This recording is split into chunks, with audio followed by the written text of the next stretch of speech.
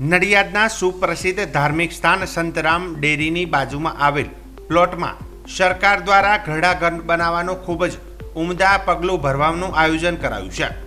સરકારની શહેરી વિકાસ અને શહેરી ગૃહ નિર્માણ વિભાગ દ્વારા પંડિત દીનદયાલ અંત્યોદય યોજના, રાષ્ટ્રીય શહેરી આજીવિકા મિશન અંતર્ગત ઘર વિહોણા લોકો માટે ₹7.58 કરોડના ખર્ચે ઘરડા ઘર બનશે.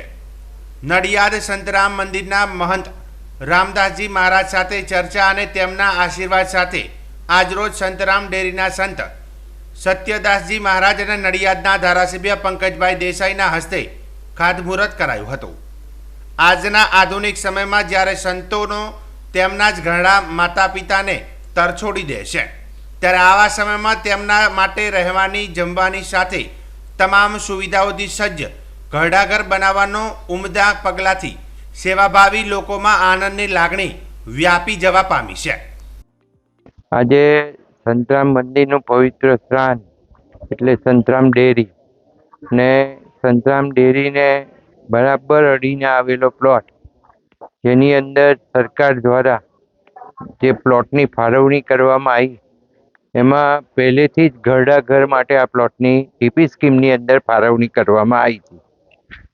એટલે આજે અમે સંતરામ મંદિરના મહંત શ્રી રામદાસજી મહારાજ ને આખી ચર્ચા કરી અને આ એક સુંદર આયોજન, જે ઘરડા ઘર કહો કે તમે એને શેલ્ટર હાઉસ કહો કે ગમે તે કહો, પણ એક એવું આયોજન અહીંયા થવા જઈ રહ્યું છે ને એનું ખાતમુહૂર્ત આજે સત્યદાસજી મહારાજના હસ્તે, જે સંતરામ ડેરીના સંત છે, એમના હસ્તે અહીંયા કરવામાં આવ્યું. અને આ જે ઘરડાઘર છે એ 2 માળનું ઘરડાઘર છે અત્યારે, અને એની અંદર તમામ સુવિધાઓ ઉપલબ્ધ કરવામાં આવી છે. એમાં એનું કિચનથી માંડી અને એક 245 બેડના 2 હોલ અને બીજા માળનું પણ આયોજન છે, સેકન્ડ ફ્લોરનું. અને ભવિષ્યની અંદર જરૂર પડે તો 3જો ફ્લોર કરીને પણ થઈ શકે એવું પણ એક આયોજન છે. તો મુખ્ય બાબત તો એ છે કે આજે મહારાજશ્રીએ હા પાડી અને મહારાજશ્રીના હસ્તે જ્યારે અહીંયા ખાતમુહૂર્ત કરવામાં આવ્યું છે, સાથે સાથે આનું એક આયોજન છે. 8 કરોડ રૂપિયાના ખર્ચે જ્યારે આ બનવાનું હોય, ત્યારે આટલી મોટી સંસ્થાનું સંચાલન કરવું એ ખૂબ અઘરી બાબત છે. અને મ્યુનિસિપાલિટી અમે સંસ્થા મહારાજશ્રીને આપી અને ટ્રસ્ટ દ્વારા ચાલે એવું કરવા માગીએ છીએ.